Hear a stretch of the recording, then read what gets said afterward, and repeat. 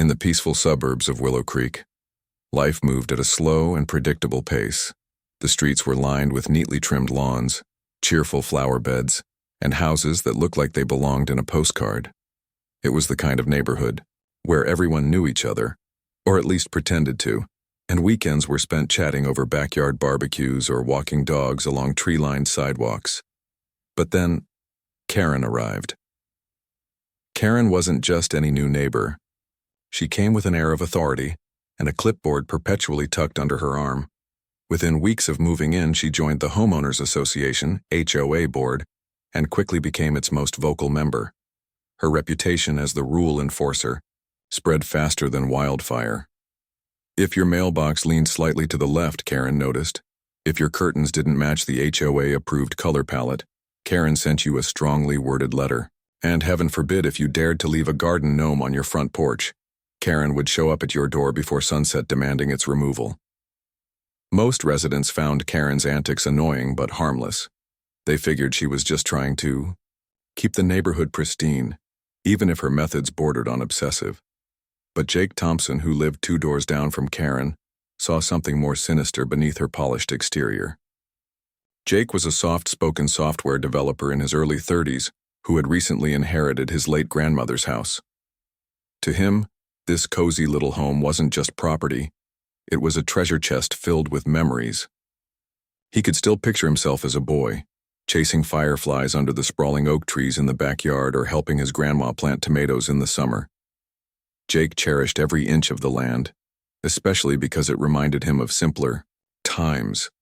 So when he spotted surveyors poking around his backyard one sunny afternoon, he felt a knot tighten in his stomach. What were they doing there? His first instinct was to ignore it, chalking it up to some routine inspection. But curiosity got the better of him, and he walked outside to ask what was going on. "Hey," Jake called out, waving awkwardly at the men holding measuring tapes and clipboards. "What's all this about?" One of the surveyors glanced up, briefly. "Just checking boundaries," he replied curtly without offering further explanation. Boundaries? Jake frowned. That didn't make sense. He'd lived here long enough to know exactly where his property lines were. Still, he let it go, assuming it was nothing serious. But a few days later, an official-looking envelope appeared in his mailbox. Inside was a letter from the HOA notifying him that part of his backyard had been designated as common area for future development. Jake's blood ran cold. Common area? This was his land, his grandmother's land. How could anyone claim otherwise? Confused and angry, he decided to dig deeper. After hours spent poring over old deeds and zoning maps, he uncovered something shocking. Karen had orchestrated a sneaky plan to rezone parts of residential properties for commercial use. Her goal? To build a gas station right where Jake's beloved oak stood. The revelation hit Jake like a punch to the gut. Not only was Karen trying to steal his land, but she was also turning their quiet neighborhood into a hub for traffic and noise. Worse yet, she seemed to think she could get away with it simply because she held a position of power within the HOA. Jake couldn't believe how far she was willing to go to line her own pockets or boost her ego. Determined not to let Karen win, Jake attended the next HOA meeting armed with documents proving his ownership of the disputed parcel. He stood up in front of the room, voice trembling slightly but resolute. "This is my property," he said firmly, holding up the papers. "And I won't stand by while someone tries to take it away." Karen smirked from her seat at the head of the table. "I'm sorry, Jake," she said in a tone that suggested she wasn't sorry at all. "But according to these records, your deed has some ambiguities. We're only following protocol." "Protocol?" Jake wanted to scream. This wasn't about rules, it was about greed. But no matter how much evidence he presented, Karen dismissed him with practiced ease. She cited obscure clauses and outdated legal jargon, making it clear that she had done her homework. Frustrated and defeated, Jake realized he couldn't fight her using traditional methods. He needed a different approach, one that would turn the tables entirely. For days, Jake lay awake at night, brainstorming ways to reclaim control of his situation. He knew he couldn't afford a prolonged legal battle, nor did he want to stoop to Karen's level by playing dirty. Then, inspiration struck. What if he didn't fight the rezoning at all? What if he embraced it instead? Jake began researching local developers and zoning laws, piecing together a bold plan. Instead of resisting the changes, he would lease his land back to the very people Karen was working with. By doing so, he wouldn't just retain ownership, he'd profit from it. The idea seemed crazy at first, but the more Jake thought about it, the more it made sense. Why let Karen benefit from his loss when he could turn the situation into an opportunity? With renewed determination, Jake reached out to the developers behind the proposed gas station project. At first, they were skeptical, unsure why someone would willingly offer up their land after fighting so hard to keep it. But Jake persisted, highlighting the prime location of his parcel and emphasizing its potential profitability. Slowly but surely, he won them over. As negotiations progressed, Jake couldn't help but feel a spark of excitement. For the first time since discovering Karen's scheme, he felt like he was taking charge of his destiny. Sure, losing part of his backyard stung, but if he played his cards right, he might come out ahead in ways he never imagined.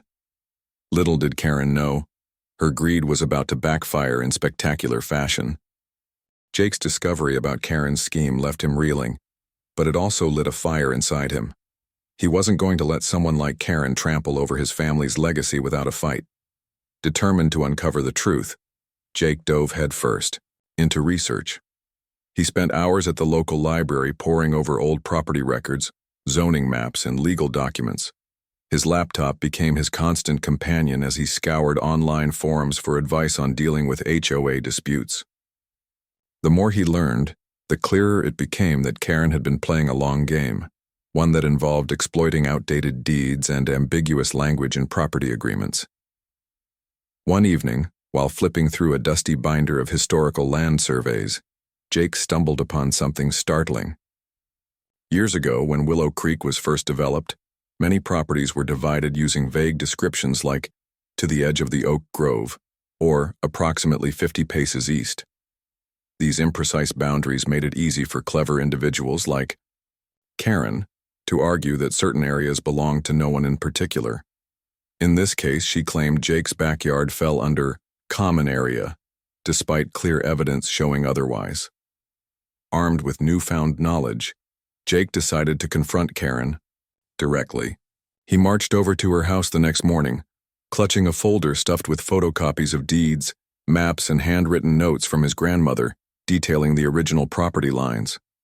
When Karen opened the door, she looked surprised to see him standing there, determination etched across his face. "Karen," Jake began, trying to keep his voice steady, "I need to talk to you about my land." She raised an eyebrow, feigning innocence. "Oh? Is there a problem?" "Yes, there is," Jake replied firmly. "You're trying to take part of my backyard for some kind of gas station project. But guess what? I've done my homework. This is my property and I can prove it." For a split second, Karen's confident mask slipped, revealing a flicker of unease. But just as quickly she recovered, plastering on a smug smile. "Jake, dear, I understand you're upset, but these things are complicated. Sometimes we have to make sacrifices for the greater good of the community." "The greater good?" Jake echoed incredulously. "Or your personal gain?" Her eyes narrowed slightly, but she maintained her composure. "Let's not jump to conclusions. Why don't you bring this up at the next HOA meeting? We can discuss it then." Jake knew better than to trust her invitation to discuss. He'd already seen how Karen operated during meetings, dominating conversations, twisting facts, and dismissing anyone who dared challenge her authority. Still, he nodded curtly. "Fine. You'll hear me loud and clear at the meeting." The day of the HOA meeting arrived, and Jake prepared meticulously. He rehearsed his arguments, organized his evidence into a coherent presentation, and even practiced speaking in front of the mirror to calm his nerves. As he entered the community center where the meeting was being held, he felt a mix of anxiety and resolve. Dozens of neighbors sat in folding chairs, chatting quietly while Karen presided over the room like a queen surveying her court. When it was Jake's turn to speak, he stood up, clutching his folder tightly. "Hi, everyone," he began, addressing the crowd. "Some of you may know that I recently received notice from the HOA claiming part of my backyard is now considered common area. But here's the thing. This land has been in my family for decades.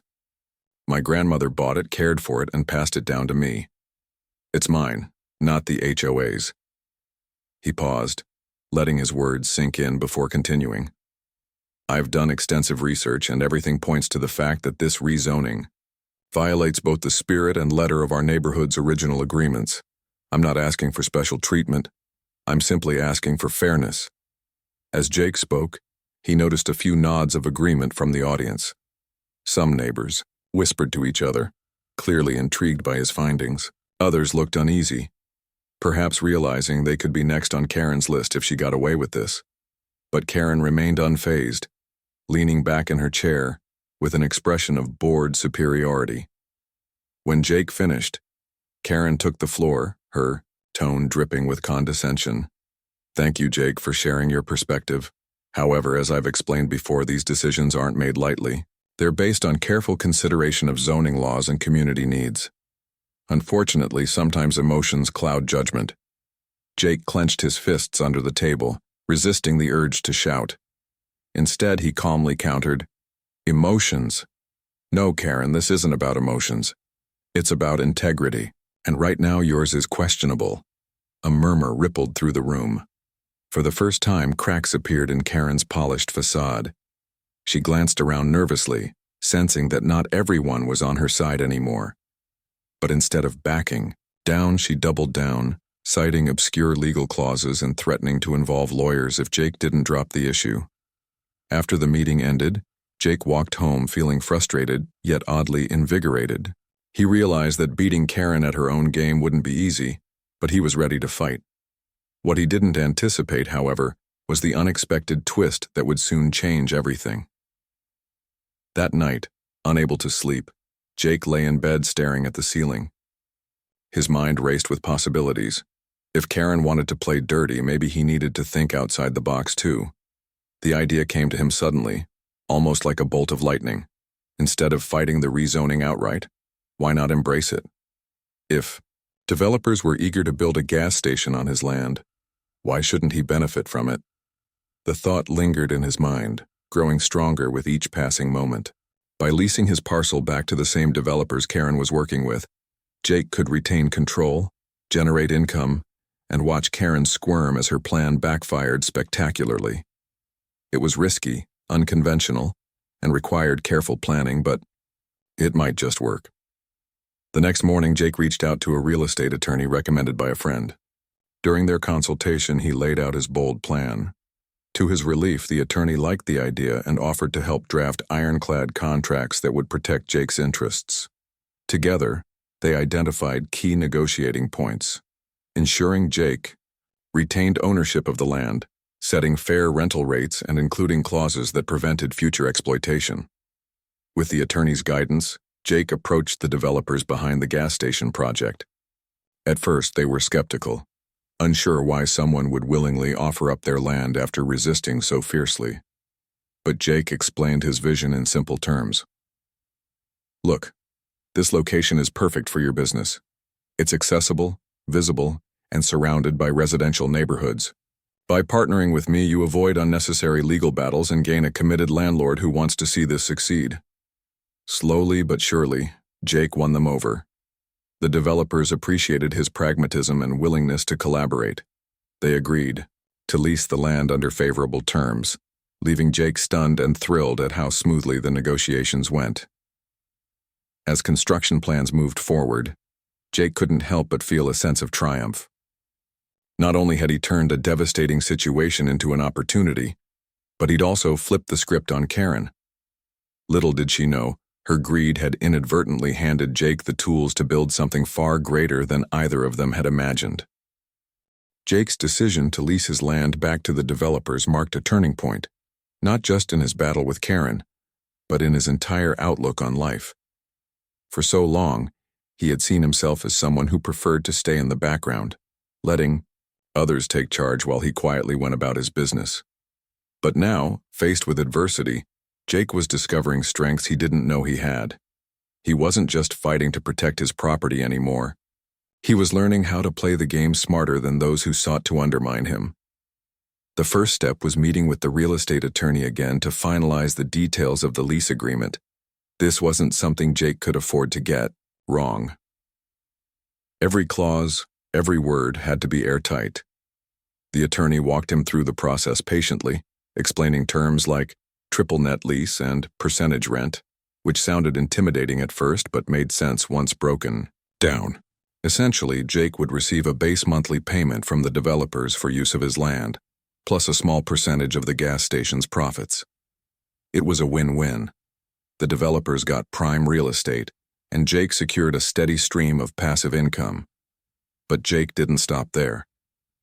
He wanted to ensure that this project wouldn't harm the neighborhood or disrupt its character.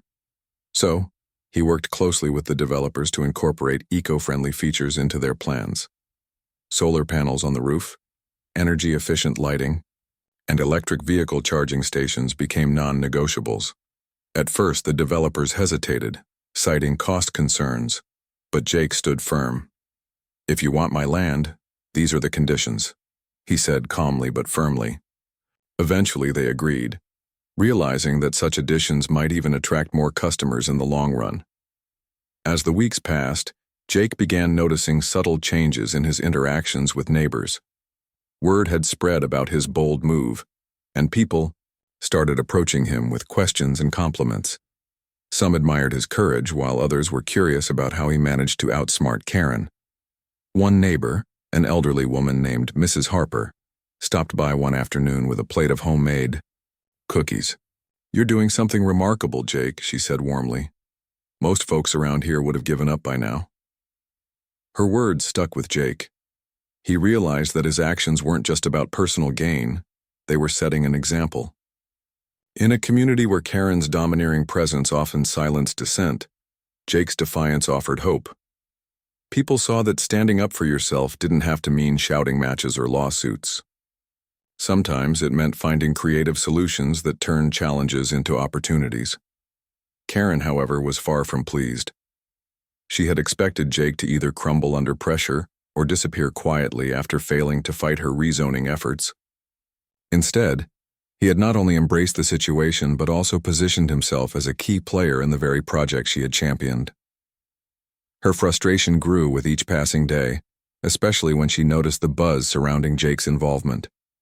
Neighbors whispered excitedly about the upcoming gas station, praising Jake for ensuring it would include sustainable features. Meanwhile, Karen's role in the project seemed increasingly irrelevant. Determined to regain control, Karen called another HOA meeting, ostensibly to discuss community concerns about the development.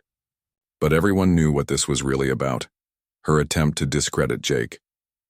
When the meeting began, she wasted no time launching into a tirade. "While I applaud innovation," she said, her voice dripping with sarcasm, "we must consider whether this gas station aligns with our values as a neighborhood. Are we prepared to sacrifice tranquility for convenience?" Jake listened silently, letting her rant until she ran out of steam. Then, he stood up, calm and composed. "I understand your concerns, Karen," he said evenly. "But let me remind you that this project isn't happening because of you, it's happening because of us. The developers chose this location because it's ideal, and I worked hard to make sure it benefits everyone.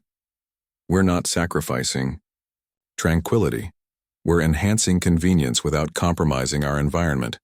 His response earned murmurs of approval from the audience. Several neighbors nodded in agreement, and one man even spoke up, saying, "Jake's right. This could actually improve things around here." Karen's face flushed red, but she couldn't argue without looking petty. For the first time, her authority was being openly questioned, and she hated it. Despite Karen's attempts to sabotage the project, construction moved forward smoothly. Bulldozers arrived, leveling the ground where Jake's oak trees once stood. Watching them go was bittersweet. Those trees had been part of his childhood, symbols of stability and continuity. But Jake reminded himself that progress often required sacrifice. Besides, he planned to plant new trees elsewhere on his property, ones that would grow alongside the neighborhood's evolving identity. As the months went by, Jake found himself growing more confident and resourceful. He attended workshops on entrepreneurship and real estate investment, eager to learn how to maximize his newfound opportunities. He also started networking with local business owners, exchanging ideas and exploring ways to collaborate. One idea that particularly excited him was creating a shared co-working space in a vacant lot nearby. With remote work becoming increasingly popular, such a facility could attract professionals from all over town, further boosting Willow Creek's economy. Meanwhile, Karen's influence within the HOA continued to wane. Her constant complaints about minor issues, like holiday decorations staying up too late or cars parked slightly askew, began to fall on deaf ears. People were tired of her nitpicking and preferred focusing on positive developments like Jake's project. Even some of her former allies distanced themselves, sensing that associating with her was no longer beneficial.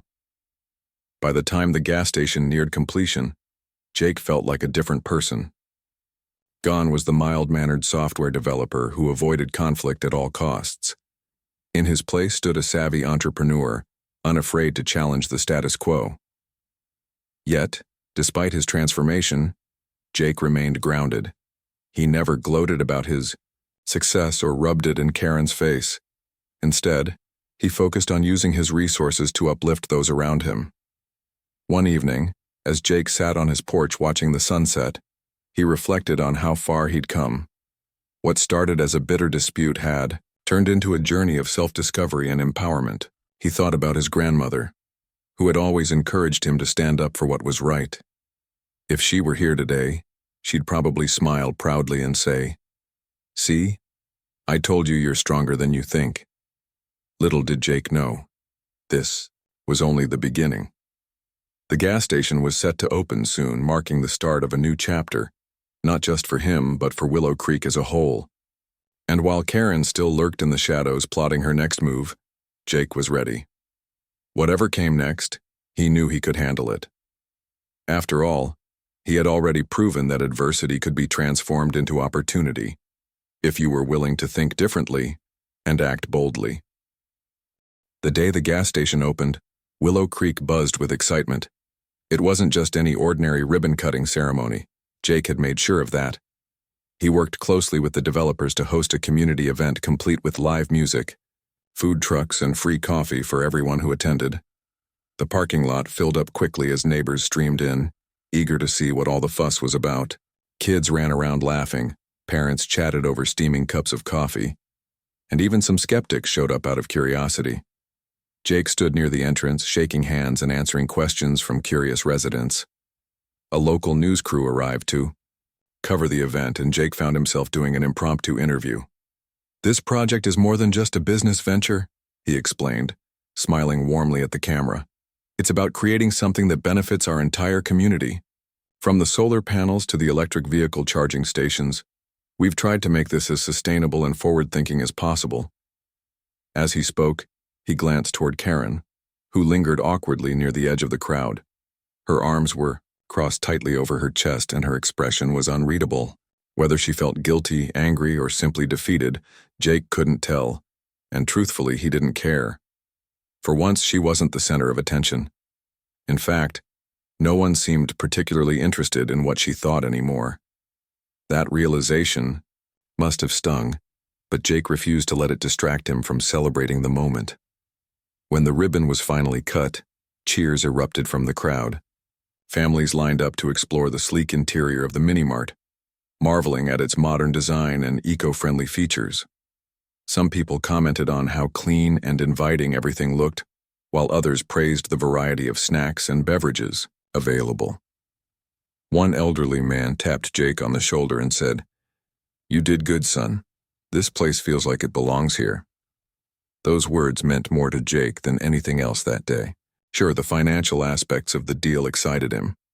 He'd already received his first paycheck from the lease agreement, and it was enough to cover several months' worth of expenses.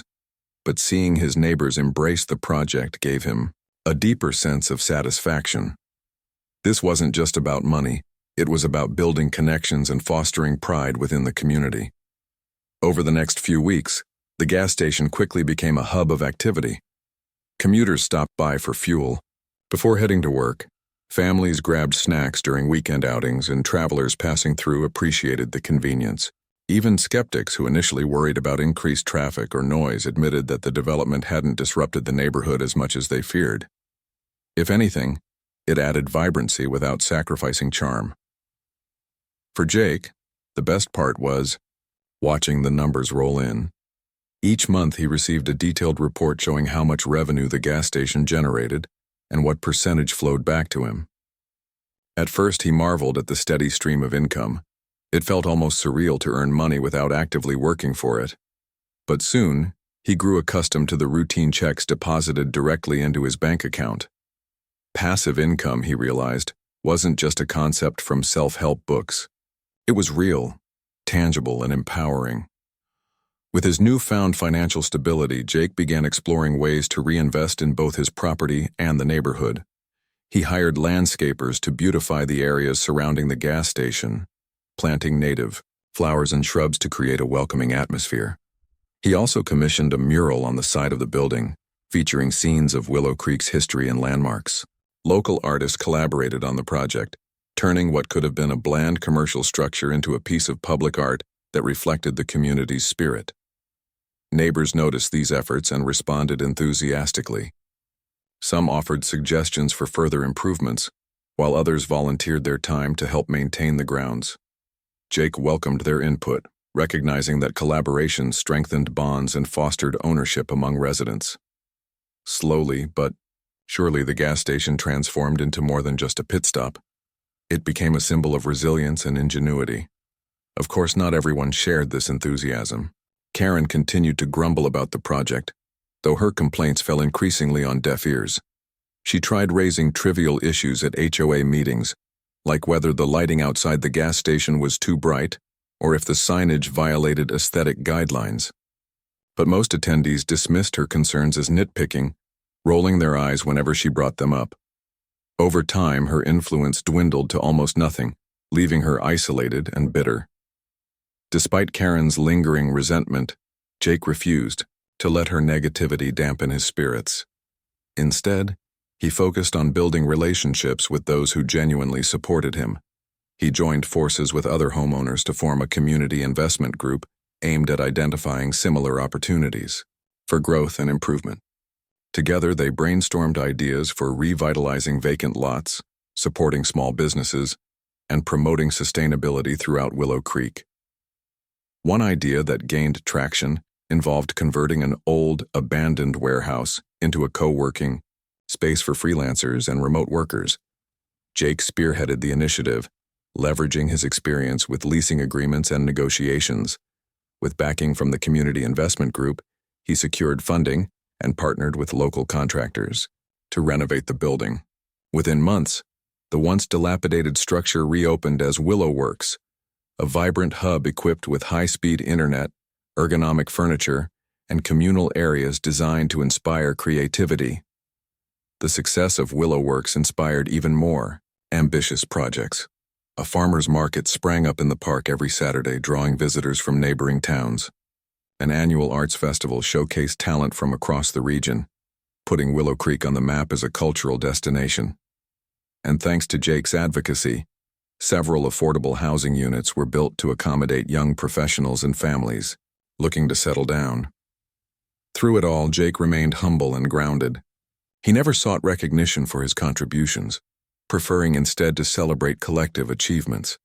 Yet the respect and admiration he earned from his peers were undeniable. Neighbors often stopped by his house to thank him for his leadership and vision. Some joked that he should run for mayor, though Jake laughed off the suggestion. "I'm just doing my part," he'd say with a modest shrug. "We're all in this together." As the seasons changed, so too did Willow Creek. Streets that were once quiet now hummed with activity. Businesses thrived alongside homes, creating a dynamic yet harmonious balance. Residents took pride in their community, knowing they had played a role in shaping its future. And at the heart of it all stood Jake, a man who had turned adversity into opportunity and inspired others to do the same.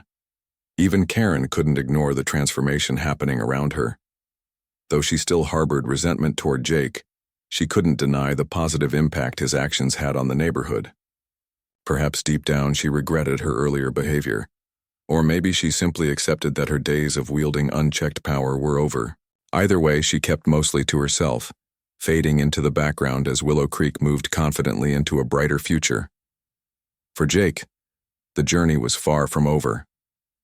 Every challenge he faced had taught him something valuable about resilience, creativity, and the importance of community.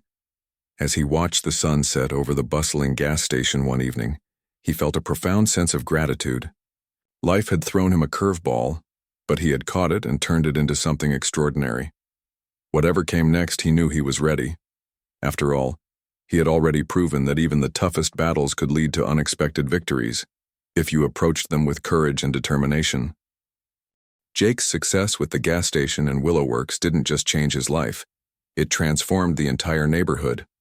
What started as a personal battle against Karen became a catalyst for something much bigger, a movement to revitalize Willow Creek and empower its residents. The community investment group he helped form quickly gained momentum, attracting members from all walks of life who shared a vision of progress without sacrificing the suburb's charm. One of the group's first major projects was tackling the neglected lots scattered throughout Willow Creek. These empty spaces had once been eyesores, overgrown with weeds and littered with trash. But Jake saw potential where others saw problems. He proposed turning them into vibrant community hubs, gardens, playgrounds, or small parks that would bring people together. With funding raised through donations and grants, the group began transforming these forgotten corners into lively gathering spots. The largest lot, located near the edge of town, became Willow Green, a sprawling park complete with walking trails, picnic areas, and even a dog run. Local volunteers came out in droves to help with the construction, planting trees, laying mulch, and installing benches. On opening day, hundreds of residents gathered to celebrate, bringing food, games, and laughter. Kids raced around the playground, while adults relaxed under shady pavilions, marveling at how such a simple idea could breathe new life into their community. What made these projects truly special was the sense of ownership they instilled in everyone involved.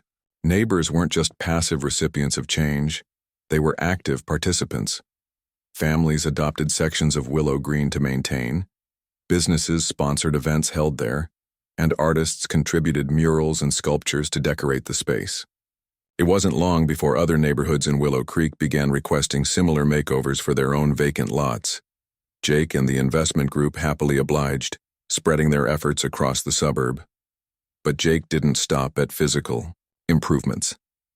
He recognized that true empowerment came not just from beautifying spaces but also from providing opportunities for growth.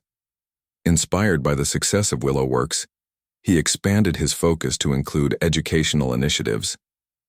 Partnering with local schools and libraries, he launched workshops on entrepreneurship, financial literacy, and sustainable living. These sessions were open to anyone interested, regardless of age or background, and quickly became popular among residents eager to learn new skills. One particularly impactful program was aimed at teenagers. Dubbed Young Innovators, it encouraged high school students to develop creative solutions to real-world challenges facing Willow Creek. Participants worked in teams, mentored by professionals from various fields, to design projects ranging from mobile apps to track recycling efforts to plans for affordable housing prototypes. At the end of the program, winners received seed funding to turn their ideas into reality. For many young people, this experience opened doors they never knew existed, sparking dreams of careers in technology, engineering, and beyond. As word of these initiatives spread, Jake's reputation grew far beyond Willow Creek. Local newspapers wrote glowing articles about his work, dubbing him the accidental mogul for turning adversity into opportunity. Invitations to speak at conferences poured in, asking him to share his story and insights on resilience, innovation, and community building. Though initially hesitant to step into the spotlight, Jake eventually embraced the role, seeing it as another way to inspire others.